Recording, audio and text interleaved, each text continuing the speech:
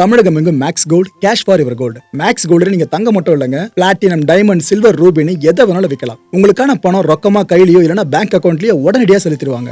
Market மதிப்பை விட 100 ரூபாய் ஒரு கிராமுக்கு உங்களுக்கு கூடுதலாக கிடைக்கும். தமிழ்நாடு முழுக்க டோர் ஸ்டெப் சர்வீஸும் இவங்க ப்ரொவைட் பண்றாங்க. உங்களுக்கு கோல்ட விற்கணும்னு அதுக்கு ஒரே ஒரு பெஸ்ட் பிளேஸ் மேக்ஸ் கோல்டு தான். கால் 04445454545. வணக்கம். Big topic with Karthik மயக்குமார். ஒரு கவர்மெண்ட் ஆட்சி இழந்து இன்னொரு கவர்மெண்ட் ஆட்சிக்கு வருது அப்படின்னா அதுக்கு பிற்பாடு நிறைய மாற்றங்கள் ஏற்படல. குறிப்பாக ஐஏஎஸ் அதிகாரிகள் மாற்றங்கள் நிறைய நடக்கல. அது சார்ந்து பல விஷயம் அரங்கேற ஆரம்பிச்சிருச்சு நம்ம தமிழ்நாட்டில். இதை பற்றியும் இன்னும் சில முக்கியமான அரசியல் நிகழ்வுகளை பற்றி தான் பல விஷயங்கள் பார்க்க போகிற நிகழ்ச்சியில் போகலாம்.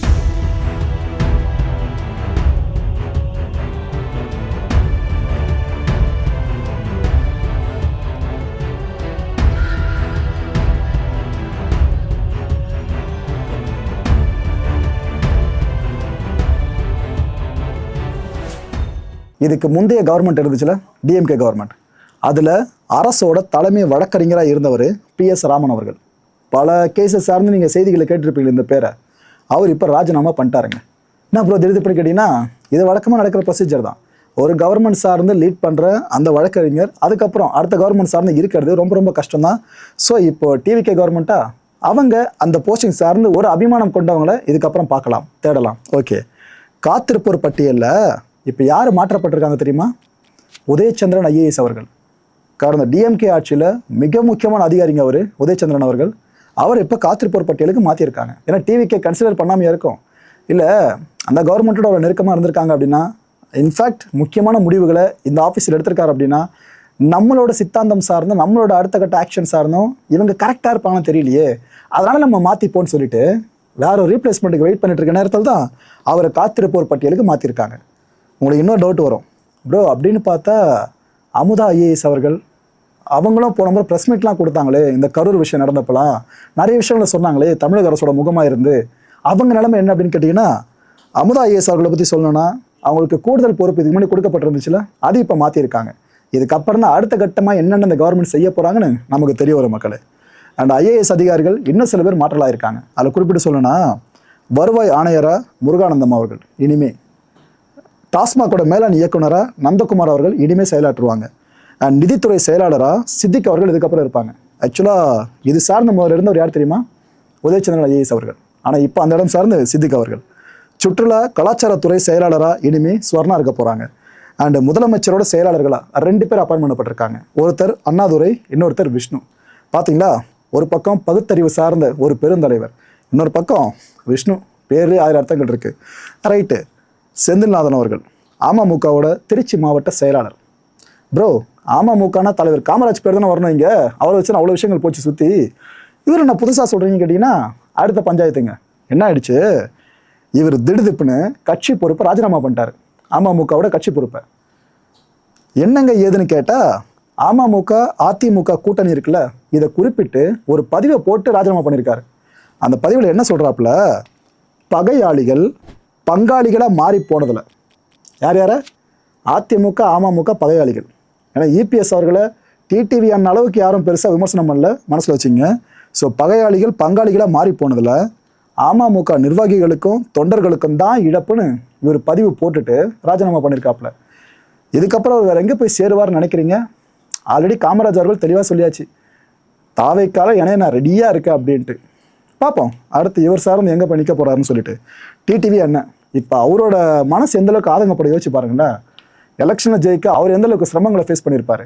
அதெல்லாம் தாண்டி ஒரு MLAவை அமமுக கெயின் பண்ணிடுச்சு. அதுக்கப்புறம் அந்த MLA காமராஜை இவங்களோட கட்சியிலேருந்து தூக்குறது, அதுக்கப்புறம் அந்த கட்சியோட முக்கியமான முகமாக இருந்த ஒருத்தர் ராஜினாமா பண்ணிட்டு போகிறது, இதெல்லாம் கண்டிப்பாக அவருக்கு ஒரு அப்செட் ஏற்படுத்தியிருக்கோம்ல. டிடிவி அண்ணன் இப்போ என்ன சொல்லியிருக்காரு, MLAக்களை வாங்க முடியும் அப்படின்னு செயல்பட தொடங்கி இருக்கிற தூய சக்திகள், தாவைக்கா தான் சொல்கிறாரு, தூய சக்திகள் அரசியலுக்கு கொண்டு வந்திருக்கிறது மாற்றம் அல்ல, யாராலையும் சகிச்சிக்கவே முடியாத துர்நாற்றம்னு சொல்லியிருக்காரு.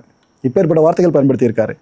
ஆக்சுவலாக மக்களே ஒரு விஷயம் இங்கே நம்ம புரிஞ்சிக்க முடியுது, அரசியல் அனுபவம் பெருசாக கொண்டவங்க, அரசியல் முதிர்ச்சி பெருசாக கொண்டவங்க, இவரெல்லாம் நீங்கள் அண்டர் எஸ்டிமேட் பண்ணிடாதீங்க. டிடிவி அண்ணனெல்லாம் இவரை மாதிரி ப்ரெஸ் பீப்பில் ஹேண்டில் பண்ணுற ஒருத்தர் நீங்கள் பார்க்க முடியாது. அது மட்டும் இல்லை, அரசியல் காய் நகர்த்தல்கள் இருக்குல்ல, அதெல்லாம் சாம சூப்பராக பண்ணுறவர். RK நகர் எலெக்ஷன்லாம் ஞாபகம் இருக்கா? அந்த டைமில் அண்ணன் தான் ராஜாவே. இவரை வச்சு தான் ஃபுல்லாக எல்லா ஊடகங்களும் தலைப்பு செய்தே பிரசுரிக்கப்பட்டு இருக்கோம். அப்படி பவர்ஃபுல் பொலிட்டிஷியனாக இருந்தவருங்க. ஆனால் அவரே மனசு ஆதங்கப்படுற மாதிரி தாவேக்கா அமைஞ்சிருக்கிறதா அவரே சொல்கிறார்ல. ஸோ மற்ற பொலிட்டிக்கல் பார்ட்டிஸ்க்கு டிவிக்கே ஒரு சிம்ம சொப்பனமாக மாறி இருக்குன்றது மட்டும் நம்ம தெளிவாக புரிஞ்சுக்க முடியுது. ஆனால் தவறுகள் ஏதாவது அறத்துக்கு தாண்டி செய்யப்படுது அப்படின்னா அந்த இடத்துல எல்லாரும் எதிர்ப்பு குரலை பதிவு பண்ணி தான் ஆகணும். ஆனால் டிவி எதிர்ப்பு பண்ணிச்சா இல்லையான்னு தெரியல, இவர் சொல்லியிருக்காப்புல. Okay right. சசிகலா அவர்கள் இவங்க பெண்ணத்திரம் ஆதங்கத்தை கொட்டியிருக்காங்க. தனக்குத்தானே தலைவராக அறிவிச்சுக்கிட்டு திமுகவோடு கைகோர்த்து நின்னார்ல, இதனால தான் தேர்தலில் அதிமுக தோல்வி அடைஞ்சிருக்குன்னு சொல்கிறாங்க. யார் ப்ரோ அது அப்படின்னு கேட்டிங்கன்னா குழப்பமே வேணாம், ஓபிஎஸ் அண்ணா இருக்கார்ல, அவர் தான் சொல்கிறார். தமிழ்நாட்டில் இது முன்னாடி நடந்திருக்கா? இது ஒரு முதலமைச்சராக இருந்தவர் கட்சியவே மாறுறார் அப்படின்னா அது நடந்திருக்கா? அது ஃபர்ஸ்ட் டைம் நடத்தினவர் ஓபிஎஸ் அவர்கள் தான். அவரை மனசு வச்சு இந்த வார்த்தையில் சொல்லிட்டாங்களா? இதுக்கப்புறம் என்ன சொல்கிறாங்க, திமுக மீதான வெறுப்பால் தான் இந்த முறை எலெக்ஷன் ரிசல்ட் இப்படி அமைஞ்சிருக்கு. ஆக்சுவலாக அந்த வெறுப்பு ஓட்டுகள் இருக்குல்ல, அது அதிமுக கிடச்சிருக்கணும், ஆனால் தாவேக்காக்கு கிடச்சிருச்சு. ஆக்சுவலாக இந்த எலெக்ஷனை ஜெயிச்சிருக்க வேண்டியது அதிமுக தான். அந்த வெற்றி வாய்ப்பு பறி போயிருக்குல்ல, இதுக்கு சிலரோட துரோக சிந்தனை தான் காரணம்னு சொல்லியிருக்காங்க. இங்கே யாரை சொல்கிறாங்கன்னு தெரியுதா? ஓகே, உங்களுக்கே தெரிஞ்சிருக்கும். நிர்வாகிகள் சுய பரிசோதனை செய்கிற நேரம் வந்துருச்சு அதிமுகவில் இருக்கவங்க. இதுக்கப்புறமா ஒன்றா செல்லணும், எப்படி எல்லாரும் ஒன்றிணைஞ்சால் மட்டும்தான் பழைய மாதிரி அதிமுகவை கட்டமைக்க முடியும்னு இவங்களோட முந்தைய ஸ்டாண்ட் இருக்குல்ல, ஒன்றிணைந்த அதிமுக, அதில் இன்னும் தெளிவாக நிற்கிறாங்க. ஆனால் போகிற போக்க பார்த்தா அதிமுக ஒன்றிணைற மாதிரிலாம் தெரியல, இன்னும் பிளவு பெருசாக ஏற்படுன்ற மாதிரி தான் இருக்குது. அதான் ஒரு பக்கம் இபிஎஸ் அவர்கள் அணி, இன்னொரு பக்கம் அதிருப்தி அதிமுகன்னு இன்னொரு அணி உருவாயிருக்காங்களே. இப்படியே போயிட்டு தான் எங்கே இந்த கட்சி ஃபுல்லாக ஒன்றா வருது. இதுக்கு மத்தியில் அதிமுக எம்பி இன்பதுரை இருக்காரா, இவர் இபிஎஸ் அண்ணா சைடு தான், ஓகேவா, அவருக்கு தான் ஃபுல்லாக ஆதரவு கொடுத்துட்ருக்காப்புல. இவர் என்ன சொல்கிறாரு, பழனிசாமி அவர்கள் பொதுச் செயலாளர் பழனிசாமி அவர்கள் நியமித்த கொறடா அக்னி கிருஷ்ணமூர்த்தி, இந்த உத்தரவு இருக்குல்ல, இதுதான் சட்டப்பூர்வமானதுப்பா. அதை விட்டு இந்த அதிருப்தி எம்எல்ஏஸ் இருக்கீங்களா, நீங்கள் ஒரு விஷயத்த முடிவாக எடுத்தீங்கன்னாக்கா அதெல்லாம் சட்டப்பூர்வம் மாறாது. கொறடா சேர்த்தா சொல்கிறாரு, கொறடா உத்தரவை மீறி செயல்படுற எம்எல்ஏஸ் மேலே தகுதி நீக்க நடவடிக்கை எடுத்தால் உங்கள் பதவியெல்லாம் பறி போயிடும் பார்த்துங்க அப்படின்னு சொன்னார். இந்த சட்டப்பேரவையில் நம்பிக்கை வாக்கெடுப்பு நடந்துச்சுல, அதுக்கு முன்னாடி அண்ணன் வெளியிட்டிருந்த ஸ்டேட்மெண்ட் தாங்க இது. ஆனால் நம்பிக்கை வாக்கெடுப்பில் என்ன நினச்சி உங்களுக்கு நல்லா தெரியும், பெரும்பான்மை பெருசாக கிடச்சிருக்கு தாவேக்கா ஆட்சிக்கு. சரி, okay right. Sabarinathan Virugambakkam MLA, இன்னும் இதை ஓப்பனாக சொல்லணுன்னாக்கா விஜய் சாரோட டிரைவராக இருந்தாருங்க ஒருத்தர், அவரோட மகன், இப்போ அவர் விருகம்பாக்கம் எம்எல்ஏ. இவர் தான் அரசு கொறடாவாக நியமனம் செய்யப்பட்டிருக்காரு. மக்களே, கொறடான்றது பெரிய போஸ்டிங்கு. அதாவது ஒரு கிளாஸில் லீடர் ஒருத்தர் அப்பாயின்ட் பண்ணுவாங்களே, கிட்டத்தட்ட அதுமாரி வச்சுக்கோங்களேன், அப்பேற்பட்ட விஷயம். அந்த வாய்ப்பு யாருக்கு கொடுத்துருக்காங்க பார்த்தீங்களா? ஸோ இங்கே முதலமைச்சர் விஜய் அவர்கள் பார்க்கறது விசுவாசத்தை, நம்பிக்கையை தாண்டி விசுவாசத்தை பெருசாக அவர் மதிக்கிறாருன்றது இங்கே லிட்டரலாக தெரியுது. ஒரு முறை நடிகர் பிரகாஷ் ராஜ் பேட்டி கொடுத்தாரு, ஞாபகம் இருக்கா? டிரைவர் பண்ணலாம் கூட்டு வந்து எம்எல்ஏன்னு சொல்லி நிற்க வச்சு தொண்டு போட்டு. ஆனால் இப்போ தான் நடந்திருக்கு. இதில் நெகட்டிவாக சொல்ல நினைக்காதீங்க. தனக்கு விசுவாசமாக இருக்கிறவங்களுக்கு முதலமைச்சர்கள் கொடுக்குற இடம் இருக்குல்ல, இதை சார்ந்து மக்கள் புரிஞ்சுங்க, அதுக்காக அதை சொல்லியிருக்கேன். ஓகே, இப்போ இந்த ஜென்ரேஷனில் இருக்க பல பேருக்கும், விஜய் அவர்கள் அரசியலுக்கு வந்த பிற்பாடு அரசியல் சார்ந்து தெரிஞ்சிக்க விரும்புகிற பல பேருக்கும் இந்த கொறடான்ற வார்த்தை ரொம்ப புதுசாக இருக்கும்.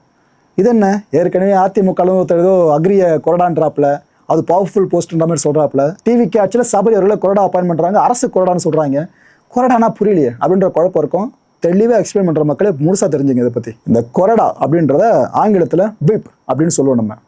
அதாவது என்ஃபோர்சர்ஸ் அப்படி இல்லைன்னா ஓட் ஆர்கனைசர்னு இவங்களுக்கு பொருள் போடுங்க. ஆக்சுவலாக நாம் இன்னும் ஃபாலோ பண்ணிட்டு இருக்கிறது இங்கிலாந்து பார்லிமெண்ட் இருக்குல்ல, அந்த முறையை தான். இதே முறை தான் இன்னும் நம்மளோட சட்டப்பேரவையிலும் ஃபாலோ பண்ணிக்கிட்டு இருக்கோம், நாடாளுமன்றத்திலையும் ஃபாலோ பண்ணிக்கிட்டு இருக்கோம். இது சார்ந்து கொறடான்ற போஸ்ட் இருக்குல்ல, அது இன்னும் இருக்குது. அந்த பேட்டர்னை ஃபாலோ பண்ணதுனால இன்னும் அந்த போஸ்டிங் இருக்குது. இவங்க கொறடா யாருன்னா, இந்த கட்சி எம்எல்ஏஸ் இருக்காங்களே, அவங்க கட்சி எம்எல்ஏஸ், இவங்களை திறம்பட வழிநடத்துகிற பதவியை சார்ந்தவங்க தான் கொறடான்னு சொல்லப்படுவாங்க. கட்சிக்கும் ஆட்சிக்கும் இடையில பாலமாக செயல்படணும் இந்த கொறடாவோட முக்கியமான வேலை. ஆளுங்கட்சியிலிருந்து ஒரு நபர் கொறடாவாக தேர்வு பண்ணப்படுவாருங்க, எதிர்கட்சியிலிருந்து ஒரு நபர் கொறடாவாக தேர்வு பண்ணப்படுவாப்புல. இதில் ஆளுங்கட்சி சார்ந்து தேர்வு பண்ணப்படுற கொறடா இருக்கார்ல, அவருக்கு பேர் அரசு கொறடா. அதனால தான் சபரியோட இந்த போஸ்டிங் இருக்குல்ல ரொம்ப பவர்ஃபுல்னு சொல்லியிருந்தேன். இந்த கொறடா அப்படின்னா வேலை செய்வாங்க அப்படின்னு கேட்டிங்கன்னா அதையும் சொல்கிறேன். அது முக்கியமான நாட்களில் அவைக்கு எம்எல்ஏஸ் எல்லாம் கண்டிப்பாக வந்தே ஆகணும் அப்படின்ற உத்தரவை அவர் தான் பிறப்பிப்பார் தன் கட்சி சார்ந்த எம்எல்ஏஸ்க்கு. அதை மைண்டில் வச்சுக்கோங்க. கட்சியோட முடிவுக்கு ஏற்ப எம்எல்ஏஸ்லாம் ஓட்டு போடணும், அதுக்கான உத்தரவு பிறப்பிக்கிறது யார் நினைக்கிறீங்க? அந்த கொறடா தான். இப்போ டிவி கிளர்க்கு எம்எல்ஏஸ்லாம் ஒரு குறிப்பிட்ட தீர்மானம் சார்ந்து ஓட்டு போடணும் அப்படின்னா நீங்கள் இந்த முடிவு எடுத்து இப்படி தான் ஓட்டு போடணுன்ற ப்ரொசீஜரை ஃபுல்லாக சொல்லி கொடுக்குறதும் கொறடாவோட வேலை தான். அண்ட் தீர்மானம் அப்புறம் மானிய கோரிக்கை இது மேலெல்லாம் பேச அனுமதிக்கிறதும் கொறடாவோட பணி தான். அவர் தான் அனுமதிக்கணும், நீ பேசலாம் பேசக்கூடாது அப்படின்ட்டு. ஆக்சுவலாக இதை பேரவைத் தலைவர் வரைக்கும் கொண்டு போய் தெரிவிக்கிற வேலையும் கொறடாவோட வேலை தான். யார் யார் பேச ஆசைப்படுறாங்கன்ற விஷயத்தை மேலே கொண்டு போயிட்டு அங்கேருந்து அனுமதி வாங்கி கொடுக்குற பாலமும் இவர் தான். அண்டு கொறடாவோட அதிகாரங்களும் எடுத்துக்கிட்டிங்க அப்படின்னா, அரசு கொறடா இருக்கார்ல, இவருக்கு அமைச்சருக்கு நிகரான ஒரு மவுசுங்க. அந்த லெவலில் ட்ரீட் பண்ணுவாங்க அரசு கொறடாவை.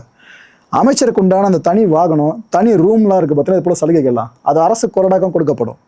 கட்சியோட முடிவுக்கு எதிராக வாக்களிக்கிறாங்க யாராவது அப்படின்னா, இவங்க சொல்லியும் கேட்காம என்ன வாக்களிக்கிறாங்க அப்படின்னா, அந்த குறிப்பிட்ட எம்எல்ஏவை பதவி இருக்குல்ல, இதை பறிக்கிறதுக்கு அவை தலைவர்கிட்ட பரிந்துரை பண்ணலாம். இது கொறடாக்கு இருக்கிற உயர்நிலை அதிகாரம்னு சொல்லலாம். இப்பேற்பட்ட அதிகாரம் படைச்சவர் தான் கொறடா.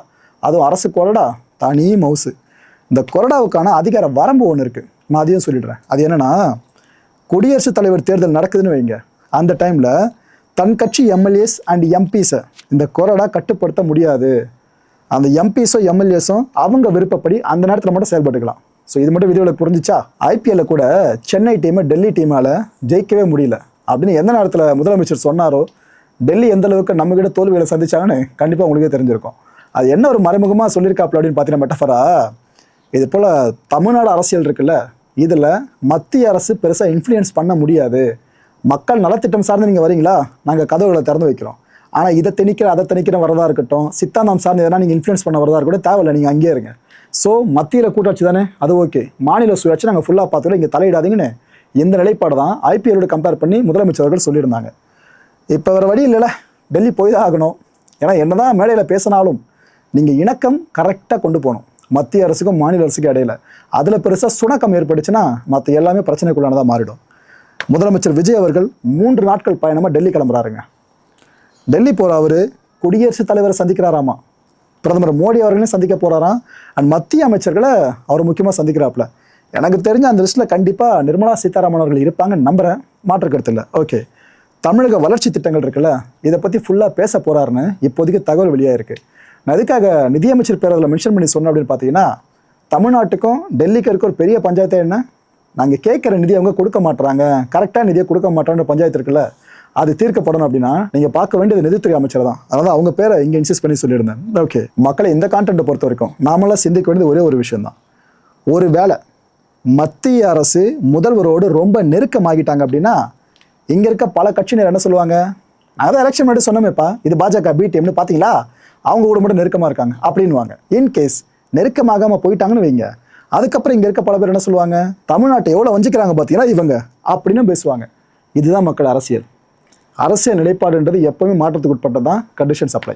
அடுத்த நிகழ்ச்சி சந்திக்கலாம். நன்றி, வணக்கம். தமிழகம் எங்கும் Max Gold, cash for your gold. Max Gold நீங்க தங்கம் மட்டும் இல்லைங்க, பிளாட்டினம், டைமண்ட், சில்வர், ரூபினி எதை வேணாலும் விற்கலாம். உங்களுக்கான பணம் ரொக்கமா கையிலயோ இல்லைன்னா பேங்க் அக்கௌண்ட்லயோ உடனடியாக செலுத்திடுவாங்க. மார்க்கெட் மதிப்பை விட 100 ரூபாய் ஒரு கிராமுக்கு உங்களுக்கு கூடுதலாக கிடைக்கும். தமிழ்நாடு முழுக்க டோர் ஸ்டெப் சர்வீஸும் இவங்க ப்ரொவைட் பண்றாங்க. உங்களுக்கு கோல்டை விற்கணும்னு அதுக்கு ஒரே ஒரு பெஸ்ட் பிளேஸ் மேக்ஸ் கோல்டு தான். கால் 04445454545. என் அன்பார்ந்த மாயம் ஸ்டுடியோஸ் நேயர்களே, மாயம் பக்தின்னு ஆன்மீகத்துக்காக பிரத்யேகமா ஒரு சேனலை கொண்டு வந்திருக்கோம். மறக்காம சப்ஸ்கிரைப் பண்ணி அந்த சேனலுக்கு உங்களோட ஆதரவை மனப்பூர்வமாக தெரிவிங்க. வணக்கம் மாயம் ஸ்டுடியோஸ் நண்பர்களே. மாயம் ட்ரெண்ட்ஸ் அப்படின்ற ஒரு புதிய ஃபேஸ்புக் பேஜை ஓப்பன் பண்ணியிருக்கோம்.